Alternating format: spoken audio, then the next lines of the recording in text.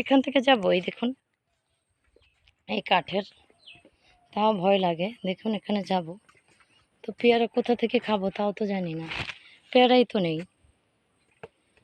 ওই পেয়ারা কোথায় গেলি আয়, এই দেখুন ছোট ছোট পেয়ারা, এগুলো খাবারের মতো না। এই পাশটায় যে যাব সেটা একদম ভাঙা, দেখুন এই যে এখানে নিরাপদ না, ভাঙা, তারপর একদম জঙ্গল। আর এমনিতেই শুনছি সাপ বেরোইছে, যদি আরও সাপ থাকে তখন তো মারা পড়বো, তাই যেতে চাই না আর কোথাও সামনে। দেখুন পেয়ারা খাবার মতো পেয়ারা নেই, পেয়ারা বাগান আসলাম কিন্তু খাবার মতো পেয়ারা পেলাম না, একটা পেয়ারাও পেলাম না। যত খুশি তত খেতে বলছে, তার জন্য একটা পেয়ারাও নেই খাবারের মতো, সব ছোট ছোট। তো আপনারাও এখানে এসে অনেক কিছুই পাবেন না, তখন মন খারাপ করার কিছুই নেই, পাবেন, পানি আছে সামনে, পানি। তো আল্লাহ হাফেজ, সামনে কোনো ভালো কিছু পেলে অবশ্যই আপনাদের ভিডিও করে দেখাবো।